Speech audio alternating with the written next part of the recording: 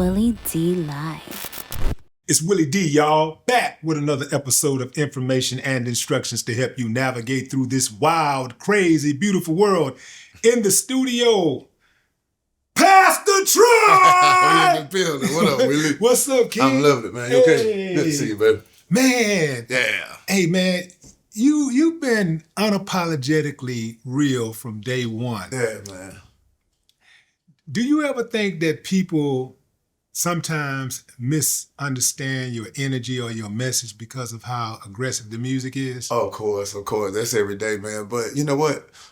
Man, I'm military, man. My dad was a drill sergeant. Yeah. So, man, just a lot of that stuff, man. Shouts out to Africa. You already know, man. Yeah. Pop, love you, baby. Yeah. But, man, that just was a lot of my upbringing, man. I'm saying, like, some of my fondest memories as a kid was just playing soldier. Yeah. Him coming in there, Michael Troy, sir, yes, sir. You know what I mean, man? That was just my life. So, to be able to transition that into the music is just a part of me. Man, that's why you said that. So you had to do that. You said, Michael Troy. Sir, yes, sir. Boom. Push-ups, bro. You know, the bed made up. Damn. But all that stuff transition, man. You know what I mean? I hit the floor now. That bed is Chris. Did you sometimes hate your dad because of that? Always hated my dad Yeah. because of that. But of course, you don't understand that shit, man. They help making you a man and helping you understand and giving you morals and values and stuff like that, man. I wouldn't trade it for nothing in the world. Yeah. It was crazy, man. Some of me and my friends and stuff like that, some of them didn't really grow up with their dad in the house and everything, man. Back in high school, man, I'm home. I got to be home at 11, 11:30. Them boys hanging out to 2 or 3 in the morning. I'm like, man, damn, man, y'all boys got it made. Man, here we are now in our 40s chopping it up with it. He was like, man, Troy, you was jealous of us from being able to hang out, and we were jealous of you because somebody wanted you at home with kids. Yeah. You know what I mean, man? So growing up and seeing that thing full circle, Yeah. I'm excited about the way I was raised. I was always, I won't say necessarily jealous, but I was envious of the kids who had a Both dad parents in the or a dad, house. yeah. Because I wanted that, man. A lot of And I boys knew, did. and I knew that they were going to be all right because they had that. Man, dog, and it's a real thing, man. You know what I mean? I look at my family, man, and our upbringing, we successful. You know what I mean? The kids are successful, man. We got more, and it was so beautiful, man. It wasn't like that we were rich or anything like that. If anything, it was just middle class, but it was just a family of love. Yeah. You know what I mean? Yeah. And let's go back to, you were born in College Park, raised in Augusta. No. I actually am from here in Atlanta. I went to college in Augusta. You went at to college? Payne College. Yeah, Payne College in Augusta, Georgia. Right. But that's where I started rapping and everything from. So that's where everybody I kind of got that misconstrued, you know what I mean? And I put Augusta on the map, and I take pride in being down there. That was my first fan base. They the first people that called me Pastor Troy. They weren't calling me Pastor Troy in Atlanta. So when I kick it, I say Michael Troy from Atlanta, but Pastor Troy, he from Augusta. Huh. Yeah, man. Okay. Yeah. Okay. So, and what kind of woman was your mother? Man, you know, an educator. Mm-hmm. Yeah, educator. You know what I mean? Then the first lady to my dad. You know what I mean? Did Dope, funny, just off the chain, man. Everything you expect a mother to be. We call and we trip out on the phone for hours still to this day, man, about the craziest. But it's so dope, man, to have that kind of relationship. I'm just happy about the way I was raised. The sacrifices, of course, it wasn't always peaches and cream, but we saw them suffer and push through it, man, for 50 years. Yeah. Yeah. Are both of your parents still alive? My father passed probably 2 years ago. My father passed about 2 years ago. Okay. Yeah, man. You know, but I, as much as I miss him, he put it all in me. Yeah. So I'm able to look in the mirror and go out Legacy and get it. continues. Yeah, man. Let's get it. I'm Pastor Troy. Yeah. You know what I mean? Keep it going. How often did your mom have to intervene when your dad took it too far? The disciplinary. Yeah. He wasn't even disciplined like that. It wasn't like he was just coming there beating him to death or no shit like that. Half of the stuff, bucking back at him and stuff like that was warranted. You know what I mean, man? But I just thank God that we never got physical or anything, man. Because I was young and stupid. Nah. Was you 14, 15 years old when you first buck your daddy? Had to be. It was Yeah, 14, 15. I said more so like 16, 17. Okay, well, you were a late bloomer then. Yeah, because yeah. Typically, boys will buck their daddies around 14, 15. I knew I ain't stand no chance at 14, 15. Yeah. Didn't stand no chance at 16, 17. Yeah, right. You feel me, man? So Right. I picked my poison. Nothing lost it in there, man. Growing up, smelling my piss. When I finally got a little piece of ass or something, think I'm moving it. Yeah. Man, that man just let me know that it was his household. Now, he choked me out now. That's okay. Yeah, he choked me out. What did he do to punched me, convince you to make you stand down? Yeah, yo, he choked me out. So he choked good. you out? Yeah, choked me out. And you thought you were going to die? No, I was going to die, man. But young and stupid, I'm so glad that he didn't treat me not like his child. Yeah. You know what I mean? Because then the nigga would have been ready to respond like he was my dad. Right. And I meet so many young boys, man. I go to the jail. That was heavy. Man, it's real though, bro. Because Yeah. I go to that jail, man, go in there and talk to them kids, man. Murder. Willie D. Half of the little boys I talk to, man, end up for killing their dad. Damn. Half of the boys in there was in there for killing their dad. Either dad jumped on mom, he be getting fucked up and jumping on my mom and shit like that.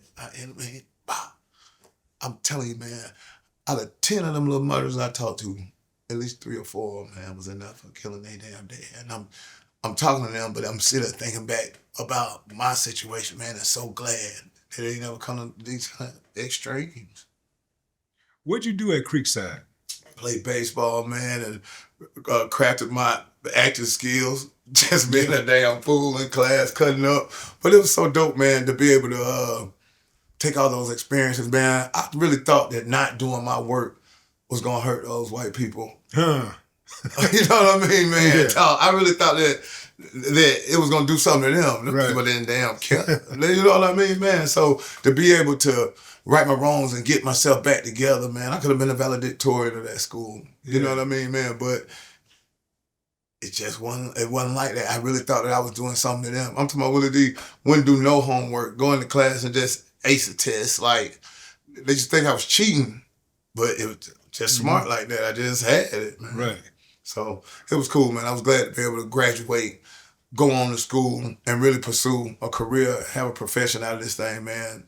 Being able to use all the schools, all my tools. For one thing, Creekside was a mixed school at the time, you know what I mean? So I grew up being around white people and learning how to operate with them, learning how to be a teammate with them and all these different things. And it transitioned so much into corporate life and where I am today.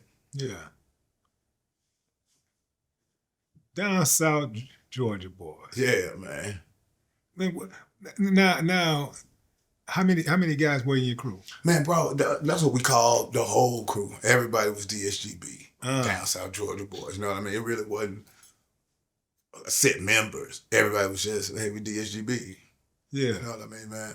It was cool, man. You know, I was always a solo artist, but like I say in the song, DSGB, my clique. You know what I mean, man? And that's what we rep. I just felt more comfortable with people with the group on their chest than just my name. Yeah. Yeah. And we're in an era now where, man, groups have faded to black, man. Yeah, it's like, yeah. Some of my favorite acts of all times were in groups. Yeah. And groups are just not valued anymore. That's crazy, man. Just thinking about, you know, what you're saying that like that, man. It's actually almost easier for everybody. It's less verses, give you time to rest on stage and stuff like that. I'm surprised that it's not still thriving like it do. But greed is a motherfucker, man. You know what I mean, man? Everybody want the whole pie. You know what I mean? It's me. I see the little artists now, man. Hit song, they coming up with these quick hits. Got somebody else on the record, they ain't even performing it no more. This person performing it over there, they performing it over there. You know what I mean? Yeah. Can't even get together and put the pride aside for the project. Yeah, it's the individualism is killing society all the way around. Yeah. When you look at some of the groups out there today, or some of the acts out there today, they really do need to be in a group. Mm-hmm. Yeah. Need to understand. Yeah, you know, like groups would teach you discipline, they would teach you patience, but also you know, when you're in a group, especially if you're in a group with some talented people, Yeah. you know, it makes your overall product stronger. Mm-hmm. You know? Yeah. Everybody put their best foot forward for one verse instead of one nice verse and another second verse that ain't so strong. Yeah. That's dope, man. That's dope. Yeah, I respect that. Man, how did you get to a point where you did not respect Master P? Man, you know what? I always respected P, but I wasn't gonna not goddamn come at you because I respect you. But I'm trying to get it because, like, Master P, when I think about Master P, I haven't never done business with him now. Yeah. So I don't know him on a business level. But just as far as on the outside looking in, Master P has always struck me as like a dude that was strictly about his business, a family man, community type builder. You know, it seemed like a type of dude that just mind his business. How did Master P get on your radar to disrespect? For all those reasons that you said, man, just being here, and I'm a young nigga here just saying, damn, I'm trying to get into this shit. So you was hating? Really was. Really was. Really. I'm thinking it's some kind of deep hell no, it wasn't that deep. It wasn't even that deep. It was just, I wanted it. Young nigga, I'm coming out the gate. Damn, I want some of this shit. Let's go. Man, the first concert I went to was his in Augusta, Georgia. And when I saw him on stage with Lil D, I just said, I can do this shit. I can do it. I decided that day at that concert, that's the first concert I ever been to, was watching him crank it up. My boys from Augusta, they are the ones that put the bread up to bring them down there. So, of course, he made all the promises to them about what he was going to do and coming back to see them and all that stuff. And that's really where that shit came from. The boys in Augusta who had put their bread up to bring them down. Shit, 100,000 in 98, 99, you know what I mean, 97, 98. Of course, you know, I understand what it was now, man. Hell, I do it every weekend myself now, you know what I mean? Just a damn near club talk, you know what I mean, man? So whatever. Yeah, man, we gonna hook up. I'm gonna watch out for it. He ended up throwing up Augusta, saying in Augusta records, a couple records and stuff like that, but he didn't really get back in contact with them boys how they said they was gonna do. Of course, I'm coming from Atlanta, I'm rapping, whatever. I'm excited just to be going. Them boys like, man, we're gonna add this phone call to P at the beginning. All right, you know, go ahead. That wasn't even really my thing. My thing was making the music, you know what I mean? Even with No More Player J, that song was already done. The phone call just went at the beginning and it turned all attention to Master P. It wasn't really about nobody, you know what I mean? But then with the lyrics, and man, that phone call just brought it all complete. And it's so crazy. At that time when I dropped it, I called him off balance. Mystical was gone, Beats by the Pound had gone, you know what I mean? He wasn't standing tank strong like it was. Yeah, man, you know what I mean? It was just a good opportunity for me, man. We just came in, strategizing, that shit worked. There's so many niggas, man, over these past 25 years, man, I had a million young niggas dish me. It's about what you do about it and how you come back and represent it. You know what I mean? We always been waiting on it, but it never really came like that, man. ATL, Georgia, the Southeast, they rolled with me. And it wasn't nothing like, man, shit, when I see Master P, I'm gonna shoot him or no shit like that, man. You know what I mean? But we gonna hit this stage and perform. We gonna rock. Yeah. And that's what it is. Every now and then, you will have an artist that goes after another artist to just strictly to get on top. Yeah. You know, and sometimes it works. Yeah.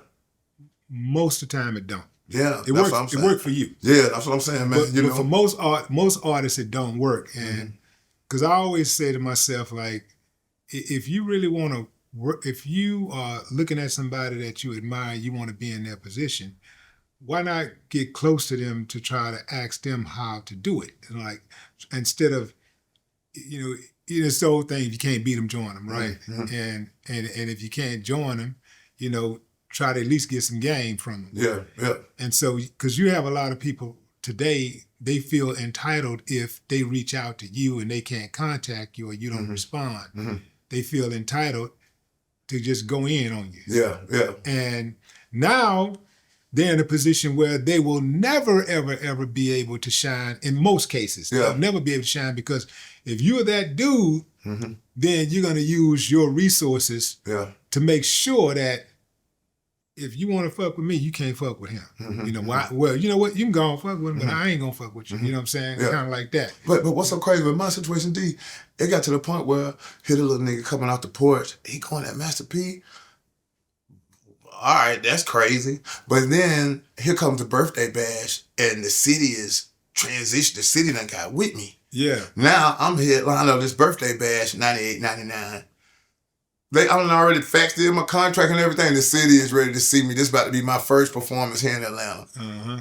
Man, Master P had me took off that show and replaced me with him. The city just like, I'm talking about, man, I wake up to the news, I ain't on the commercial no more. I done already did a little drop and everything. I hear people on there, yeah, y'all come on out the birthday bash. I may be here, me and No Limit. And Atlanta is pissed because they knew it was the right. local hometown boy time to shine. Man, we got out to that birthday bash, bro. I'm talking about Willie D. So check it. The boys from Goody Mob, Outkast, Rico Wade, and Dungeon Family, they heard that I got took off the show. They hit me up. Hey, Troy, come over here to the dungeon. You come to the concert with us. We gonna let you rock out. Cool. Get over there, man, to the dungeon. Bro, we riding over there from there, man, over to this Lakewood Amphitheater. Bro, we can hear the crowd saying we ready from miles away. Master P. This is the birthday bash. This the birthday bash when it used to be outside at Lakewood Amphitheater. Yeah. Man, Master P got on that stage, man, them people booed the whole night. We riding. Pastor Joe, he just losing it, cussing at the fans and everything that, but they wanted to see me, man. So almost like we was even. You feel me? All right, I came at you, but taking me off that, now it's fair game. We in it now. Man, they brought me out on that stage. Goody Mob brought me out with them. Like, ATL, man, let me let y'all know something. One thing about Atlanta, we stick together. Can't nobody take nobody off no show. With that being said, come on, Troy. Willie D. How it went down when I came out on that stage that night, I started carrying the championship belt. Yeah. Was that when you started carrying the championship belt? Yeah, man, after that show. Man, hold that belt up right quick, man. Yeah. After that show, I started carrying that joint. Yeah. It got to the point where now, if I don't have it, Willie, they ask me where it's at. Where is it? Yeah. And people want to take pictures with the belt. They love it, I see man. It's people a big taking thing. pictures with the belt all the time. Yeah, it's a big thing. It transitioned to something I started carrying 20 plus years ago. Now every NBA team, every NFL team, all across the college scene, everybody got a belt. It's the thing. Yeah. You know what I mean? Have you spoken to Master P since? Man, we never talk. You know what I mean? All I tell him is, man, dog, it wasn't nothing ever to hurt you. You know what I mean, man? Just a young nigga coming up in the game. Whoever thought that goddamn this shit would have got the Master P door. P, you know better than that. You know what I mean, man? You know, just a young nigga shooting. And it just happened to work for me, man. You know what I mean? Wish him the best, whatever he doing. Yeah. But, hey, I'm a legend of my own right now. Yeah, you are a legend, bro. I appreciate it. You are a legend. I appreciate it, man. And your reputation precedes you. I appreciate it, bro. You know, especially when you start talking about Crunk, man. It's like, how did this feel, man, to be a go-to guy for Crunk? Yeah, man. Like, dog, you know like what? you right there at the inception. Yeah, man. It was so dope, man, because it was so what I did, like the voice, it was just all for me, man. My voice, man, you know, my rap voice a lot different from how I really just talk, have an everyday conversation, but to have something that was high pitch and high energy like that, man, people just resonated with it, man. It turned into workout music and stuff like that, man. I'm around here now, I might perform for my boys at Effect Fitness, man. You know what I mean, man? They out there, they'll call me in to just rock out with all the people that they got signed up to work out with them, man. They be in that dead-ass Crunk working out, man. It's dope, man, to see it transition to all these different things. Yeah, I heard Corey Moore when he saw you. Corey Moore was walking out the door. He said, "You ready?" Yeah, that's my boy, man. That's my boy. That has to be a great damn feeling to have a song that will resonate through generations. Yeah, we'll be gone, dead and gone. Them songs, still rockin', man. But that song, man, it's so dope, man. It's so dope just to see it with the bands and the HBCUs and stuff like that, man. All the football arenas, man. I'm a brand ambassador with the Atlanta Falcons. Man, we rocking in there every Sunday, man, hearing my song come on for third downs and big stops and stuff like that. Playing my song for kickoff. It's just dope, man, what it transitioned into from this gangster rap song, the nice corporate. Yeah. You feel me? I love it. Yeah, yeah.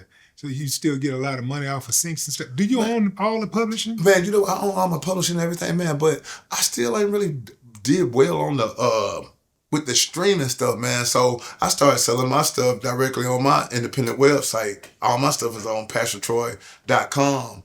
Man, dog, I just dropped a project on there, man. It's called Pastor's Appreciation. Mm-hmm. Willie D, man, I put the project up. It's $10. Man, in a week, I probably made $1,400, $1,500 off probably 105, 110 downloads. Mm-hmm. As small as those numbers are, I make that kind of money every day. Ain't nothing. Right. But to make it from this, where we've been losing all this time, it's almost like I'm doing a case study about this shit. Because the people will still support you. They'll still give you $10 if they got a way to give you $10 and can't get it for free if they want to hear you. You know what I mean? So I'm focused on pushing PastorTroy.com and teaching other artists how to sell their stuff direct to consumer. You know what I mean? You go to the website, PastorTroy.com. You want to buy the album, put in your information, put in your email, you make the purchase, the album goes straight to you. Download it and you got it. Yeah. Yeah, man. I love it, man, because I'm looking at it and saying, oh yeah, we about to go. We're going to push us a 5,000, 10,000 over here and drop the next one and do it again. And teach other people how to do it, man. We got to get that independent money back into the game. And it's going to start with some of the bigger artists who do have the big streaming platforms that say, hey, man, I'm dropping independent. Man, it's going to be way easier for you than it is for me. Or it might be that new artist that everybody like and everybody's vibing to. And, you know, that new artist show people the way, because a lot of times it takes somebody that's new and innovative to get people's attention. To do it that way. And he do it, and they like, damn, how did he do it? Mm-hmm. Oh, and he brand new, never had a deal, no major money, no major backing. That streaming stuff, man, I'm talking about for all these years, all these records, it don't make no sense. For me to hear people talking about 50 billion streams and they still haven't seen no money, I'm definitely gonna push it on this independent PastorTroy.com, you know what I mean? While they there, got t-shirts and everything for them to grab, man. We look up, and then, Willie, we got the prices in there for $10 or whatever your donation is. It's just a minimum of $10. Man, I got people that gave me $100 for the album, just being a cool nigga, you know what I mean? So I respect that. Much love everybody out there supporting me on the straight independent tip, man. The album on PastorTroy.com. Yeah. Hey, what was the process like working with Luda? Luda, man, you know, this was like the beginning of the game when Luda and I hooked it up and chopped it up. He was a big on-air personality at the radio station. So you know how them favors and stuff be like, man, got to do this for the radio station dude. So you knew Luda way back from the radio? Oh yeah, for sure. He probably started in '99 with his first single and everything, and I started about '98. So. That first single was that was like 2000, 2001. Maybe 2000, even later than that. Yeah, because I remember listening to his demo. Yeah, it probably been about 2000. That was 2000. You know what? Why I said that? Because they were doing a lot of stuff with him being at the radio station. He was still playing a lot of that stuff, even before it was actually out and about. They knew it here because it was in rotation with radio station. Okay. You feel what I'm saying? That's why I said like 99. Yeah. But it probably was about 2000 before you probably heard it. Yeah. Yeah. That's the luxury, man. You know what I mean? One of them luxuries that I ain't have, being working at the radio station. That was almost a goal for him, straight across Radio 1. You know what I mean? Our own. You know what I mean?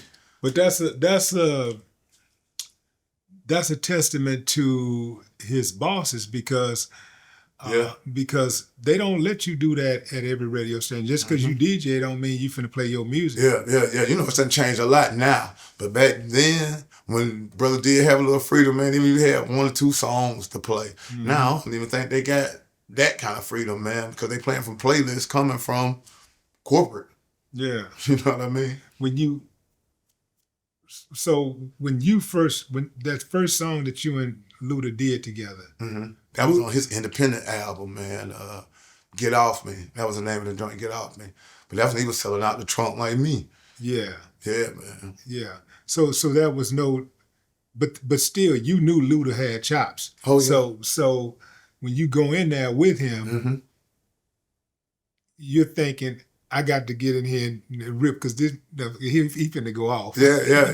He knew I was gonna get off. I think he had to know he had to keep up with me. He said the same thing. Yeah, man. You know what I mean? Yeah. It's a good, sometimes just be a perfect marriage, man. A good compliment of each other, man. I love the challenge. I love rapping. You know what I mean? Especially with somebody. It had got to the point where I was bodying folks so bad, they just stopped calling me. Like, don't call. It's gonna be his song. And see, the crazy thing about it is that, I was never that type of rapper. Yeah. I was always like, if we're on the same album or on the same song, I want you to kick ass. Yeah. I want because my thing is, if my verse is better than yours, if what I got to say is better than what you're saying, then I'm going to push you and I'm gonna tell you. Yeah. I think you can do better than that, man. Yeah. I tell you straight up. Yeah. Yo, man, I think come on, man. I'm killing you on this verse. Yeah. Well, I ain't never say nothing to him. I just do my verse, man. Yeah. And leave them niggas in there listening to it. Yeah. I be gone. I leave them niggas in there. What the hell I'm about to do now? But see, I was in a group though, so that is different for me. Like now, if I'm just doing features, that's different. But in my group, y'all can do boys, that. Man, we got to bring it. We got to every. Because I'm looking at the minutes covered on each song, each album. I'm looking at those minutes like real estate. Yeah.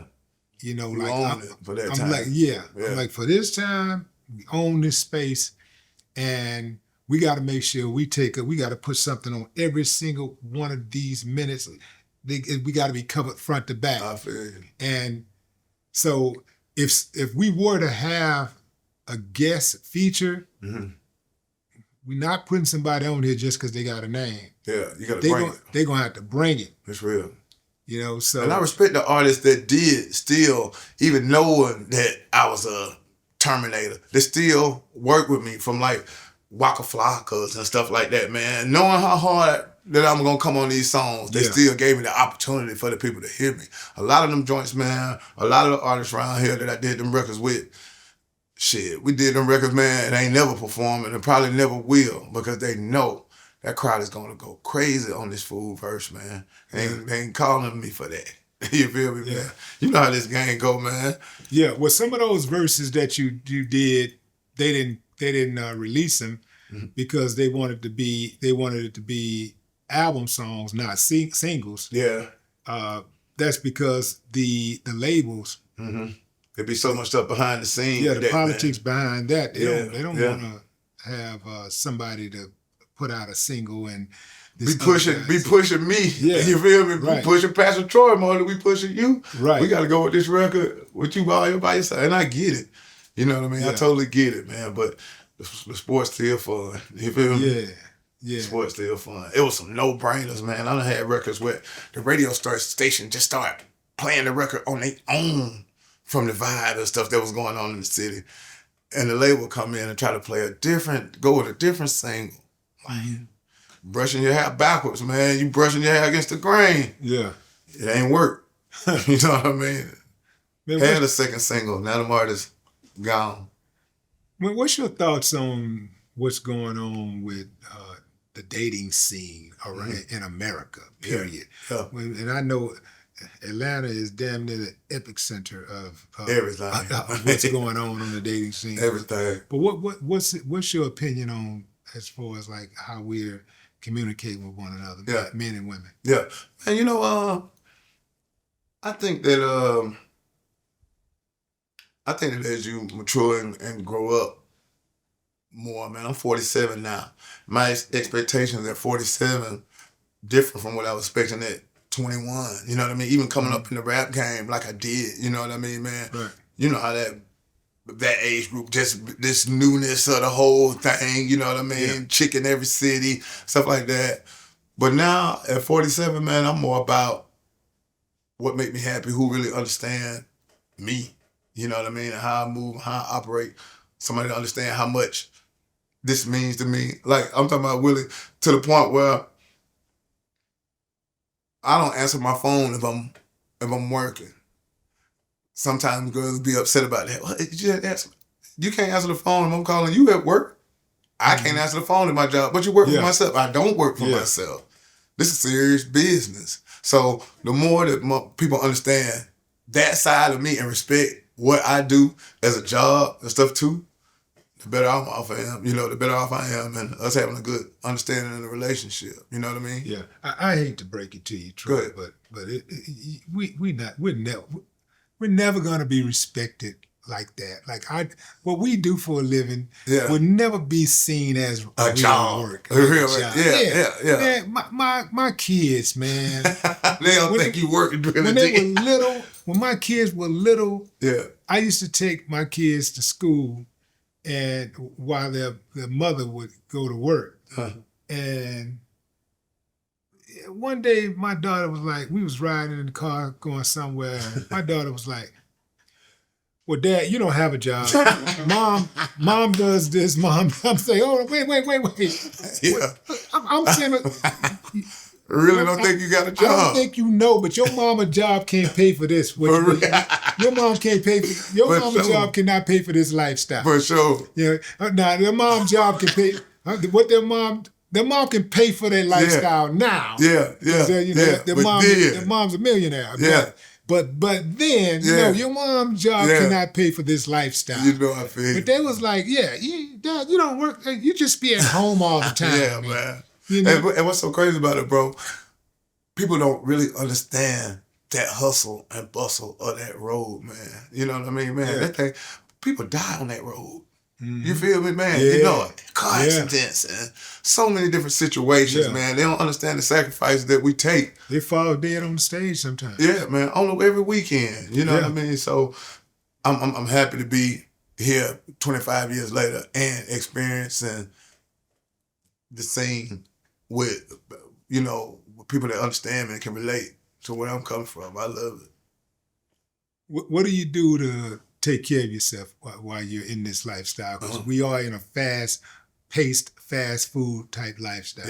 Yeah. Man, I eat good, man. I try to pay myself good so I can at least eat good and take care of myself, man. You know what I mean? Work out on my own. Just staying consistent, man. Like, I know a lot of brothers who have been doing this the same amount of time as me that still don't have the same opportunity that I have because I took care of myself. You know what I mean, man? Them white people put a lot of money in my face and my name, and not being with them, you still own that face and that name. So my whole thing was still keeping it major independent for me. You know what I mean? Still want the girls to say, holler when I come out on stage, the whole nine. And that's how we rocking. Yeah. Have you changed up the way that you deal with the women on the road since this whole thing going on with Diddy? Oh yeah. And you know what? I ain't had to do too much changing, man.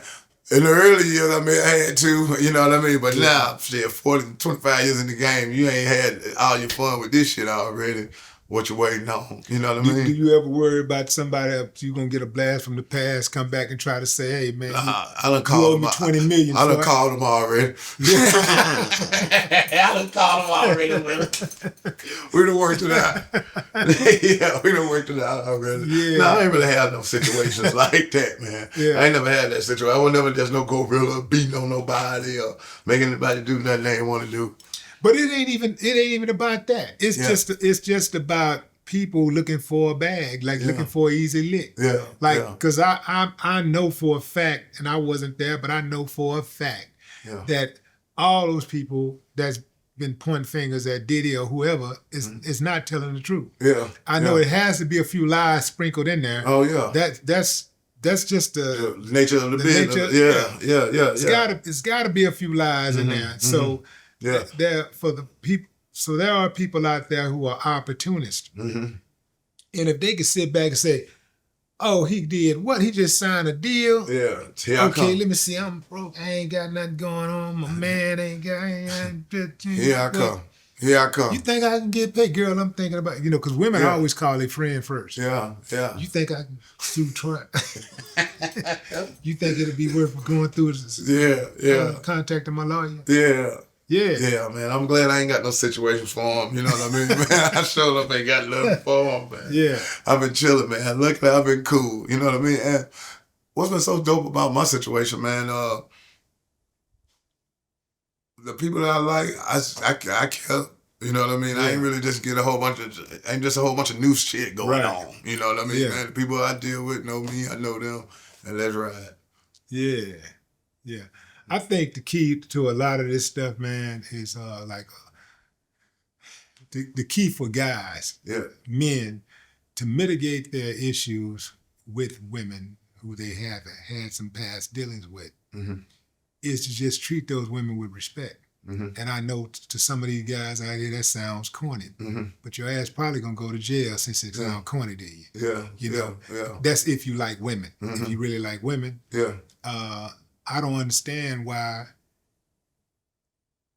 the message should be to make women angry and upset, and hate you. I don't understand if you really like women. If you secretly like dudes, but if you that's a different story. But if you like women, to me, I've always been told that you get more bees with honey than you do vinegar. Yeah. And so, I just don't understand why would you be with a woman who you want to hit on. You feel the need to hit on her. You want to embarrass or make her feel bad or feel less than a human. I don't understand, especially when you start talking about lying your head next to a woman. I'd be too damn paranoid. Man, what the hell you talking about, man? I'd be way too paranoid to treat somebody bad like that. I slap you. Motherfucker throw grits on Al Green. I know this motherfucker fuck me up. You know what I mean? Al Green, sleep. Yeah, no, they say he was in the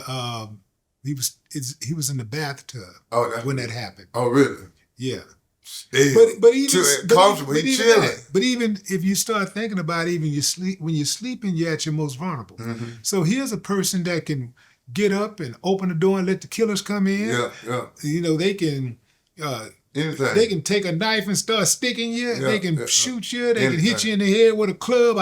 Chop you across the face with an axe. I ain't got time, man. I always respected my freedom too much. I'm not getting in trouble by hitting no damn female. You know what I mean? I ain't got time for that. Somebody want my time and attention that I ain't got to hit. You feel me, man? Right. Well, that's how we rocking. You know what I mean? I'm glad I don't have no horror stories really like that. That ain't my style, man. I'm cool. I got sisters. You know what I mean? My beautiful mother. I ain't got time to be putting my hand on no female. Yeah. That's just me, the player in me. You know what I mean? If I ain't got to hit you, I don't need to be with you. You did. You feel me? For real, bro. I ain't going no jail time. I like these nice things too much, man. Yeah. You feel me, bro? No. You cuss in front of your mom? She cuss in front of me. Well, just laughing mama. and tripping. Mama can get away with that. Mama can do that, though. But we just laughing and tripping. But do you cuss in front of your mom? No. She's not cursing like that. But a cracker joker might say something, add a cuss word in it. She know that about me, They know I'm the hot wire in the family, so she looking forward to it so we can laugh together, man. We cracking half of the hell being raised is from her on the phone. You know what I mean? But it's a beautiful thing, man, for us to grow up to still be, she's 70 years old now, man, about to be 71 this year, and that's my girl. I take her to all concerts, shows, everything with me, man. It's dope to be able to just step it up things that she would have been doing with my dad. You know what I mean? So I can't just let her miss out on all these different opportunities, you know what I mean, to go see these throwback concerts, the OJs and the stuff like that, man. Come on, man. We going. Let's go. Get in there, get our two-step on the whole nine. And stuff? Yeah, man. Getting the pictures and everything, man. It's dope. Till them niggas get to looking at her like they don't want her, man. Come on, my mama, let's go. You know what I mean? I said, damn, these old dudes, she still hot, man. She still hot. That's dope. Yeah. What else? I was going to ask you about your sisters. How many sisters you have? 2. You have 2 sisters. Have there ever been a moment where you had to intervene in their relationships with some dude who was too aggressive? You know what? The sister that's right up under me, that's 2 years under me, she don't play that shit. You know, she grew up too close to me. You know what I mean, man? Like, she saw all the examples. She saw everything straight from me. You know what I mean? So she got a real cool grip on everything she got going on.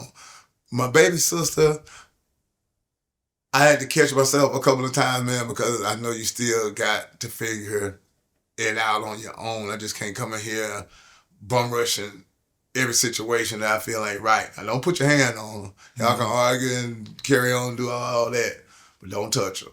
You know what I mean? And they got that understanding, man. Y'all figure it out. Y'all grown. You know what I mean? But just don't put your hands on them. Yeah.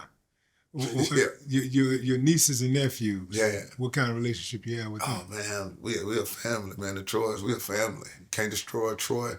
We together like that, man. My mom, you know. Troy. Can't destroy Troy. Yeah, man. Can't destroy Troy. Yeah. We with it, man. So just even with them, man, you know what I mean? I love being there. You know what I mean? Because it's to the point where we come with an age, I'm seeing that whole cycle again now. And I know what it meant for me seeing my uncles at 8 and 9 and 7 years old, you know, growing up. The stuff that they instilled in me, my uncles was instilling things in me that my daddy necessarily wasn't. You know what I mean? Like, even more enthusiastic about who I was as a Troy. Hey, man, he just loved to hear me say it. What's your name? Michael Troy. Yeah, I'm talking about loving it. You know what I mean? Just teaching you the shit that daddy just can't tell you, but daddy feel the same way. He just ain't gonna tell you just straight up like that to his son. You know what I mean? Right. But uncle's giving it to us off the vine. You know what I mean, man? It's just a perfect marriage, man. Perfect understanding at the end of the day if you listen, especially if they got it to give it to you. I love passing it back to my nephews now, man. Now, my nephews with my brother, now they college age, college graduates and stuff like that, seeing them grow up. Some same little boys that I've been buying hot fries and helping coaching Little League, funding teams and buying uniforms. It's straight, man. I can't complain about nothing, man, because I've been blessed the whole ride. Yeah. Were you an athlete in high school? I played baseball. Baseball? Yeah, baseball. That's what took me to Payne College, man, What playing position? baseball. Shortstop, pitch. Yeah. Yeah.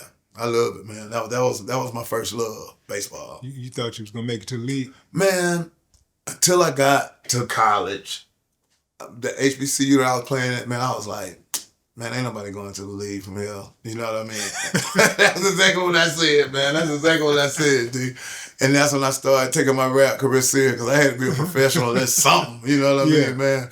Man, I was just at the batting cage Saturday, man. Just 75 mile per hour, 85 mile per hour, going there, man. You still hit them balls? Oh, yeah, man, ain't nothing. Man, I ride the bike. Hey, check this out. Yeah. So, my cousin Larry, R.I.P., he's like 2 years younger than me. He's 2 years, no, actually, more like, 4 years younger than me. Mm-hmm. We're on the phone one day. He lives in Goodrich, Texas, country, right? Compared to Houston. Yeah. He's telling me he played baseball and he'll strike me out. Yeah. Well, will I strike you out? Now, keep in mind, he's just in the 10th grade. Yeah. I'm a grown man. Yeah. You play baseball too? No, man, in the hood. Yeah, but you still know. Yeah. I'm like, he's like, well, will I strike you out? I was like, man, bet. What's that bet? So I said, yeah, I'm coming down there. And I said, I'm going to hit a home run on your ass every time. Because I'm thinking, this is my little cuz. Yeah. Right? You got down there, that nigga throwing goddamn little missiles. Cuz. Man, I get out there. We at his school. Yeah. And man, that fool got that ball, man. Look here. Here's this me. This the ball. And now I swing. Boy, I couldn't get my time together for nothing, man. That dude struck me out 3 times in a row. Damn. Like 3 times. Look, not regular strikeouts. Yeah, 1, 2, 3. I'm talking about where you ain't hitting the ball. No foul ball. No foul. No, I ain't touched that ball one time, man. And I had a brand newfound respect Yeah. for baseball, Yeah. like, Yeah. and especially him.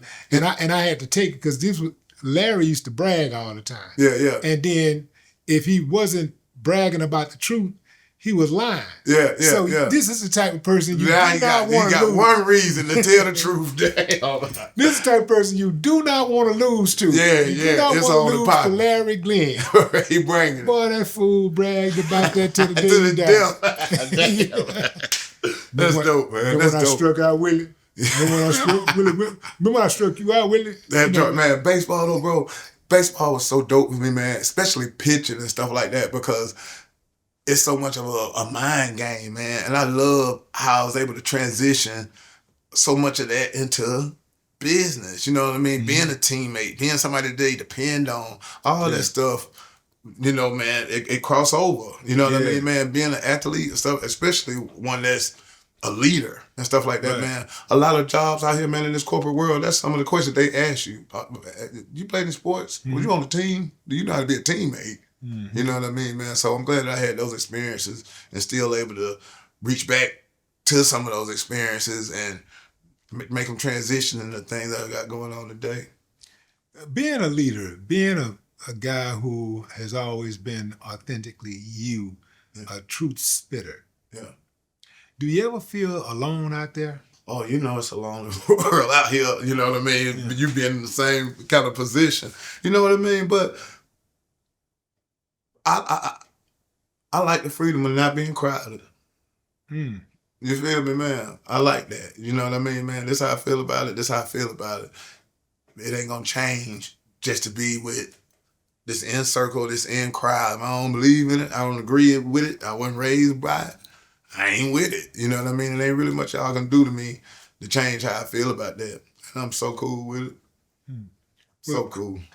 So, what if they give you a bag? I get my own bag. Ain't gonna make me compromise what I believe in or what I do. You know what I mean? No. Yeah. Yeah. That's a quick way to fall off. Yeah. Has there been a time when they tried to make you compromise yourself, compromise your integrity for the bag, and you said, you know what, man, I ain't doing that? The closest I ever came to was an interview with a shop job. I didn't really know who the dude was. This dude, $5,000 do a podcast and stuff like that. I'm just thinking it's something regular to do. All right. Man, I go off in there, man, get to talking to the dude. The dude say, you know, he just talking to me regular, talking to me normal. He said, so Pastor Troy, how do you feel about when you see the little black boys and they have the silver caps on their teeth and stuff like that? How did you make you feel?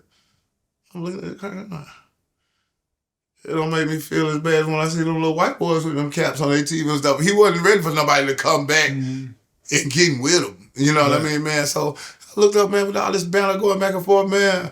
I want to stand some shit, made him lead the interview. Man, you know what I mean? Just giving him the truth back. You know what I mean? I was like, I had never been in a position like that where I had never been with a shock job. You feel me, man? Just looking for saying stuff to get you out of your character for a camera. You know what I mean? But there's people that really live for that. You know what I mean, man? That's the closest I ever been to having to compromise anything. You know what I mean? And it was a situation that was almost a blind side. You know what I mean? With the labels, record labels and stuff like that, the closest was with Universal when they did the XXX soundtrack. They made me record with Timberland. You know what I mean? Timberland was on fire at that time, but it was still up north music for me. I wanted to record with 3-6. You feel me, man? Y'all send me up to Memphis. Let me get in there with DJ Paul. I know what we gonna do. But they were thinking, all right, Troy, you got that sound. You got the Southeast. We talking about taking you more national. You know the kind of game they kick to you, whatever. So that XXX soundtrack, it was a good look for me, man. Big video, all that stuff. But it still wasn't a record that I performed in my set list every weekend. Now doing more traveling to DC and the DMV and all that stuff, it's their favorite record. Timberland from up there, that's their sound. You know what I mean? So I'm glad I got that to go to, but it never was one of them records that I just live or die by. You know what I mean? Because everybody knew that they had me working. It wasn't the PT crews that they was used to hearing, the gunshots, the heavy snare, the 808, you know what I mean? But I get it. It was cool for what it was worth. What's that one time you stood on business when you wish you would have sat on, I don't know, leisure? Yeah. I say,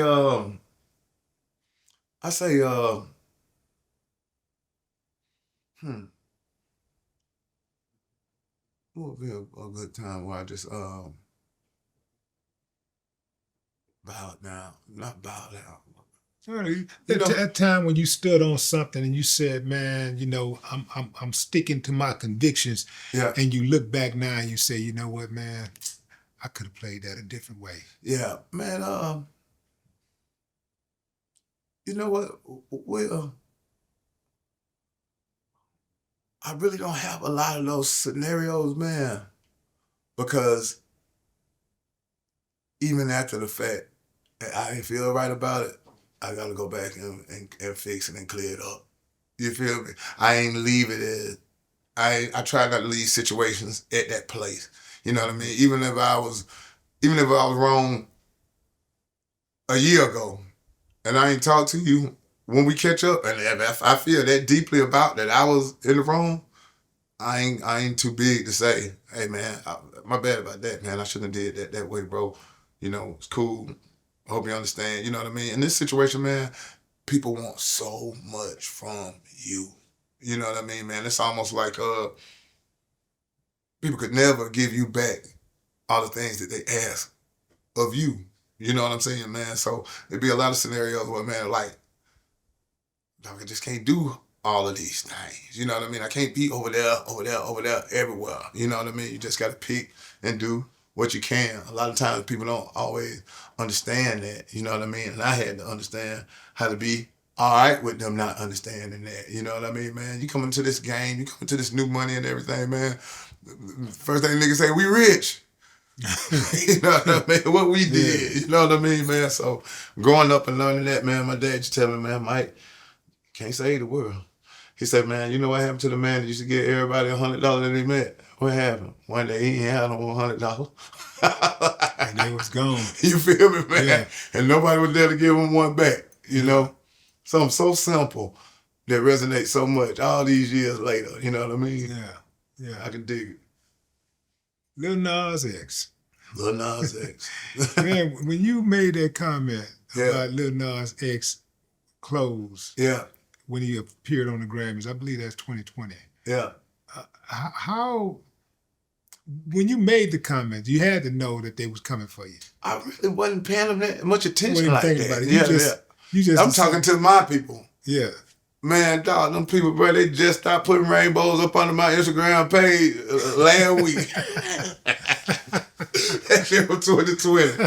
They went crazy, man. But still, hey, man, say what I said, mean what I mean, man. You know what I mean, dog? You know, I'm a man. I'm raised as a man. My father was a man. And I'm going to raise my son to be men. That's what I expect of them. That's what I showed them. That's what I put into them. So I never stand down on believing that my son gonna be a man like me. My son gonna give me grandkids and the whole nine. You know what I mean, man? Some people, and during that time, man, the media just wanted me to say, "Oh, it's okay." You know, it's Troy. Yeah, Troy, it's all right, man. So what if your son come home and he's gay? I was like, see, I'm not even worried about no shit like that. You know what I mean, man? Because he's unseen the love between his parents and what we shown him and instilled in him. Got a beautiful little girlfriend, man. Love her. You know what I mean? I love to see her. But then, where you headed, man? I'm headed over to my girlfriend. See, son, be careful. You know what I mean? But it's what you instill in them, man. You know what I mean? We weren't walking around playing in his mama's shoes and shit like that, making his face up and no shit like that. He been a little boy growing up to be a young man, now a man in his own right. And this is how I raised him, man. And I'm proud about that. I never backtrack on how I feel about what my family would be, what the men of my family gonna represent. Yeah. Shouldn't. But are you still making these type of inflammatory comments about You know what?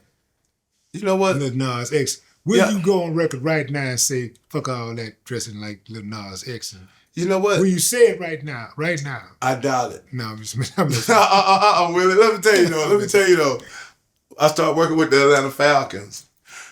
And I'm meeting during the hiring process. That's one of the things that they asked me about. Troy, we're gonna have to deal with any more outbreaks like the Lil Nas X thing. But even I told them, I still feel how I feel. You know what I mean? If I ain't the man for the job, y'all let me know. We ain't gotta worry about no more uproars and everything. But everything I said, I meant. Still feel the same way to this day.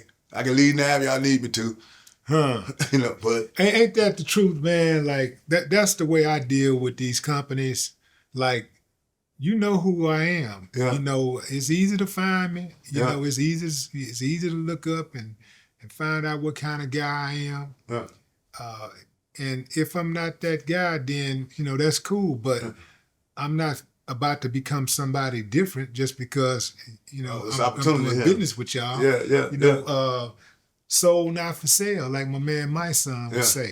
Sold not for sale. And I'm glad that, man, they really understand me and where I'm coming from and the whole thing. They know that I'm a good guy. I'm a good face. You know what I mean? For them to put that Atlanta Falcons brand next to me, they respect me. You know, and I respect them for not I respect them enough not to put them in a decision where they have to make a compromising decision about me and my existence with them. Just growing up and being smarter, man.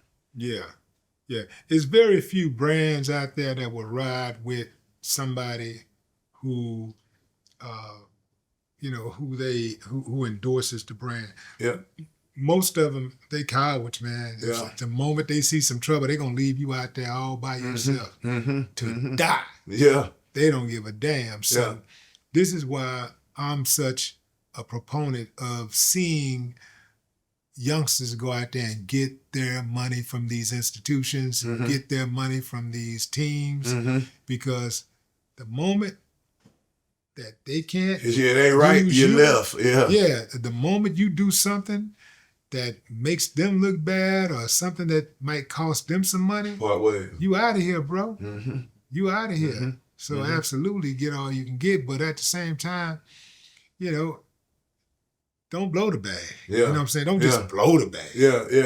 Especially when it's sitting right there. Yeah, it's a difference. Especially about something that could be avoided anyway. Like that youngster who was pulling guns a couple of times, you know. What's that youngster that played basketball? Ja, my boy up in Memphis. Ja Morant. Yeah. That dude. Yeah. Like, bro, come on, man. You got a great opportunity, you know. Man, but a lot of times that shit, man, I'm so blessed that I experienced so many of those things young. You know what I mean? But some of them guys, man, they been hooping and doing all that stuff so long, man, that they hadn't even experienced those things that most of us probably ran across at 16, 17 years old. I was playing with guns and stuff then. You know what I mean? My big brother's 5 years older than me.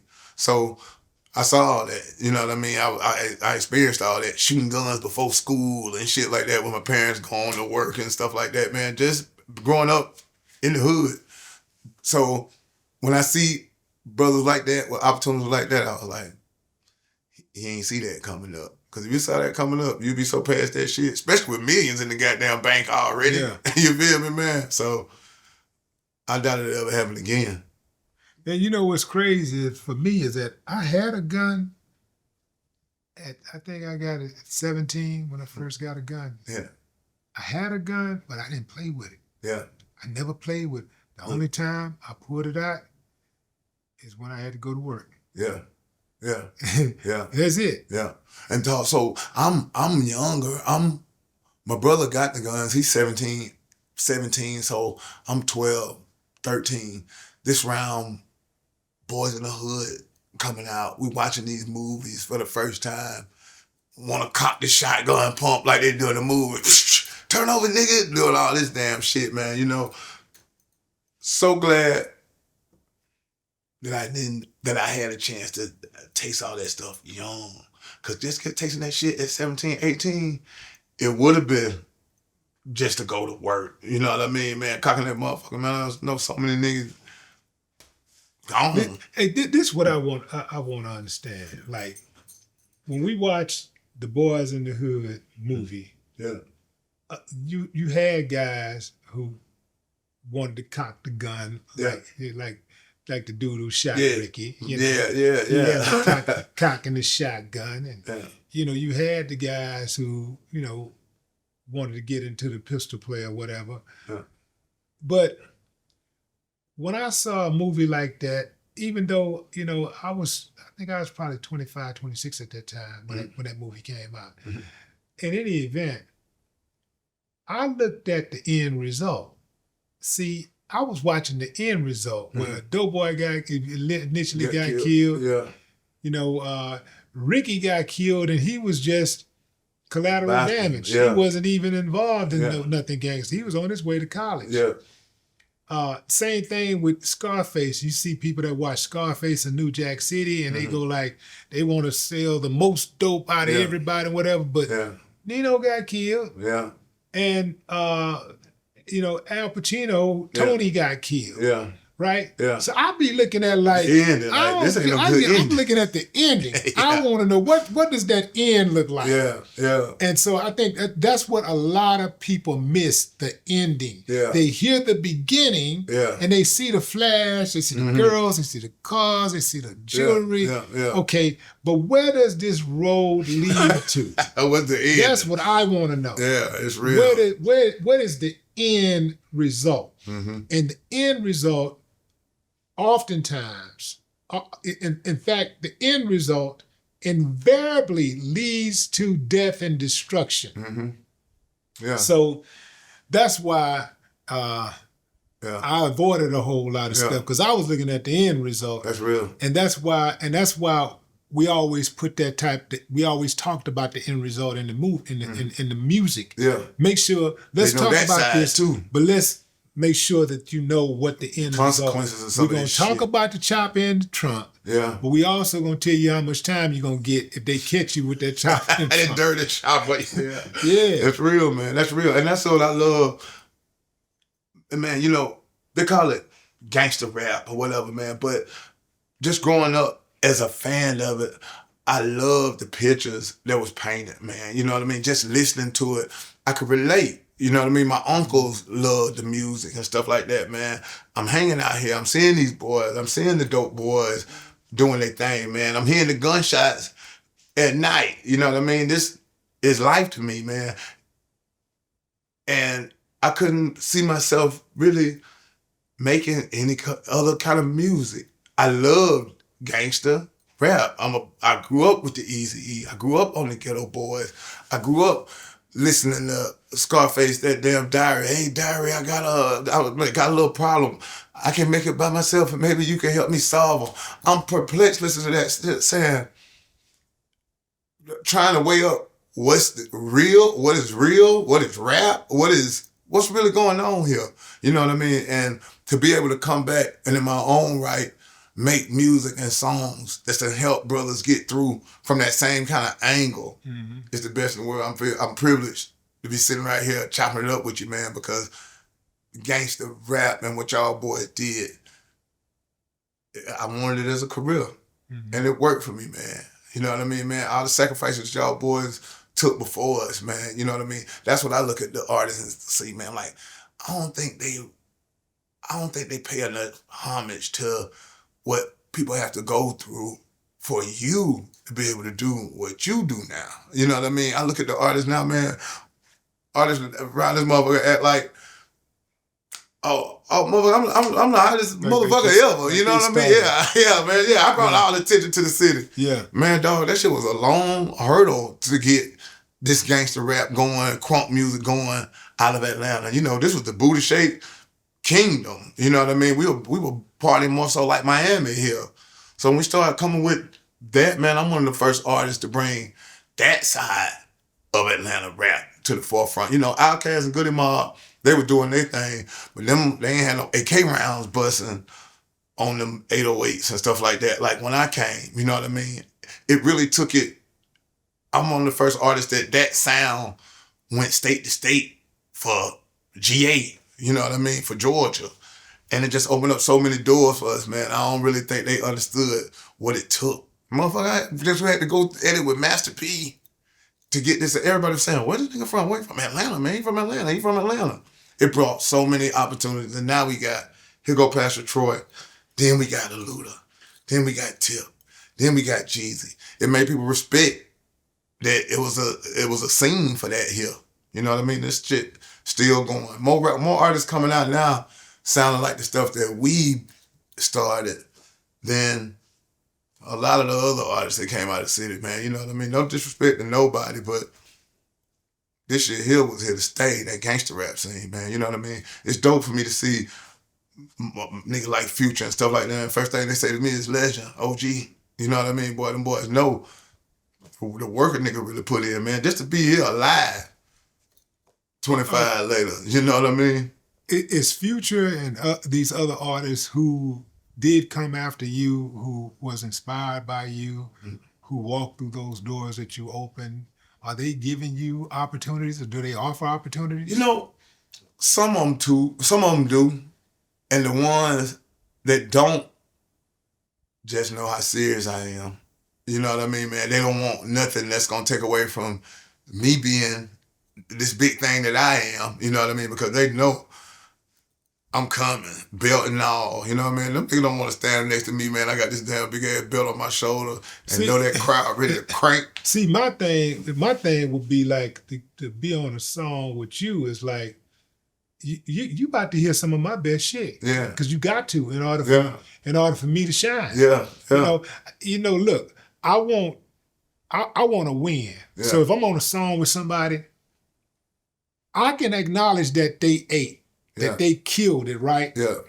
But you're going to have to acknowledge that I'm going to at least have one or two motherfuckers say, man, but that Willie D verse, man, I'm going to have at least one or two motherfuckers. I ain't no slouch. Yeah. You know, like, it's going to be at least one or two people going to say, man, that Willie D. So I just want to win. So if you sound better than me, if your verse is way tighter or better than mine or slightly beat me, I want it to be good. I want you to give it, shoot your best shot, because I want this record to be successful. Hey man, I'm a team player. It ain't about me. Man, I gotta say my favorite line, man. My favorite Willie D line.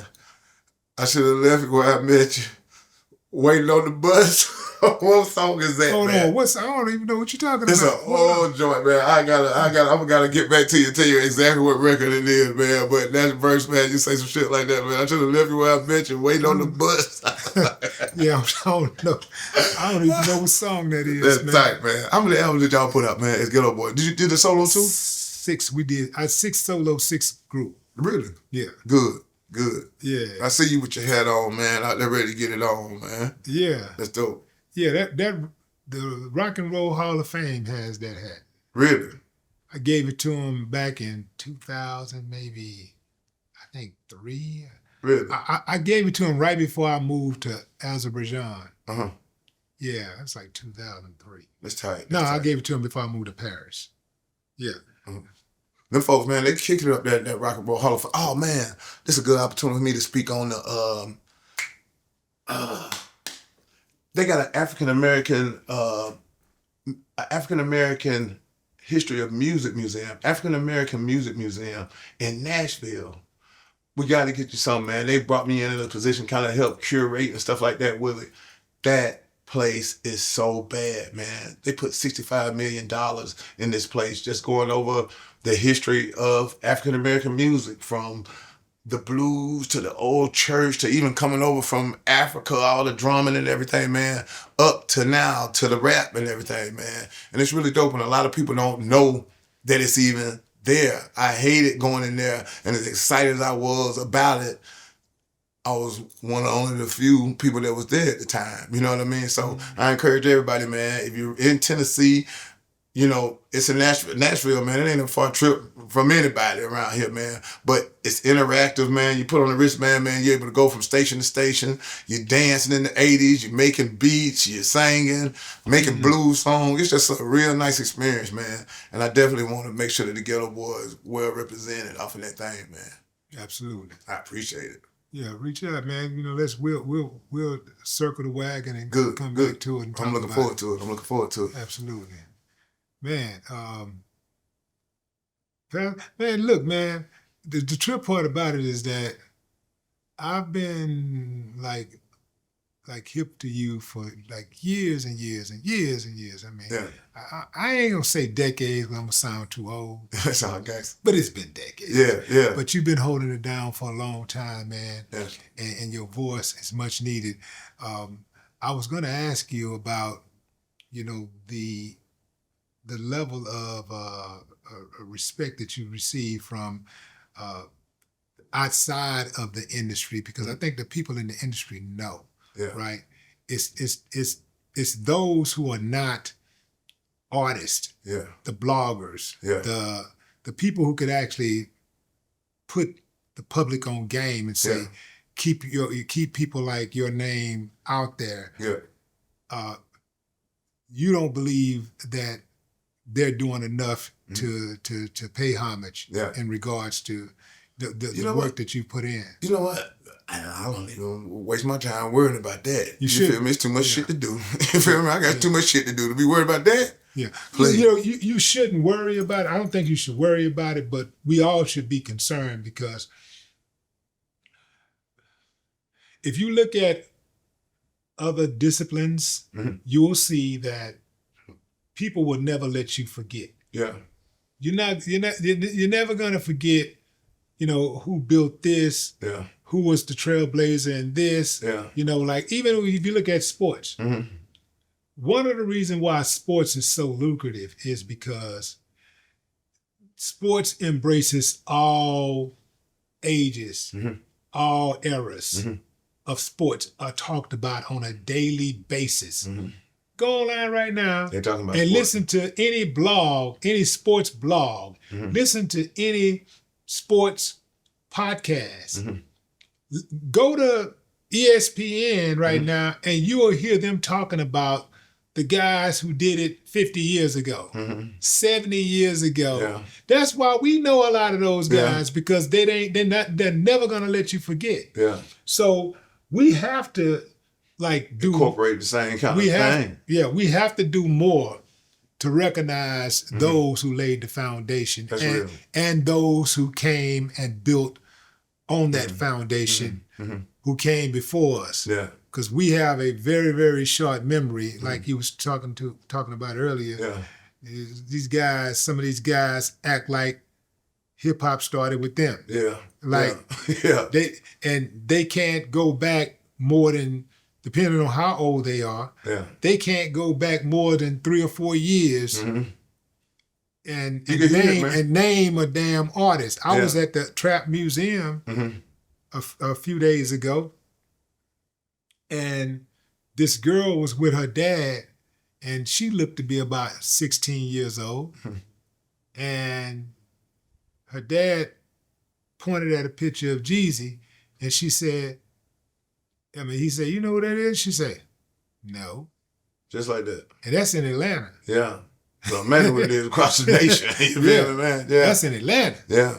So Yeah. That's heavy. That's heavy to say, man. Yeah, man. You know, that's tough, man. It's a real history. You know what I mean, man? Like a real history, like American history, like African American history, man. We had some real historic moments here in the city, man, with what we've been able to accomplish and do. Like the 50 year hip hop football game we did a couple years ago. Man, for the 50 years of hip hop for the Falcons, man, any artist that had any kind of song of significance was on the field in a jersey together. And it was just a beautiful day in Atlanta, man, just to see all of us on the field on one accord, people that don't fuck with each other, everything. Everybody let it slide for a day. You feel me, man? And it was just a beautiful thing, man. We had more days and opportunities like that, man. I think it'd be a fresher place for all of us, man. We getting there, man. We getting there. You know why? What's that? We Good shit, man. Rest in peace to that boy Archie episode, man. My boy Archie, man. It's just crazy, man, to come up with songs and stuff that just resonate ain't gonna last, man. Even when we dead and gone, man. People gonna be rocking them records, man. I'm talking about even at that African American History Museum, man, looking at the Muddy Waters and the Howling Wolves and all that stuff all on the wall, man. And the cut around the corner to the hip hop era and see my poster over here on the goddamn wall, man. I'm just sitting up there saying, I'm talking about, Willie, I still don't understand, you know, what I saw. You know what I mean? I see myself up there, but I still can't understand. I'm saying people looking at me, how I'm looking at them. You know what I mean? Right. People feel about me, how I feel about them. Yeah. That's a lot. That's a dope feeling, man. That's a lot to even understand, comprehend. Earn not given, bro. I appreciate that. My man, ladies and gentlemen, Pastor Troy. Hey, thanks again, baby. Good No work. more talk. Good work, baby. Yeah. Good work. I appreciate that, man.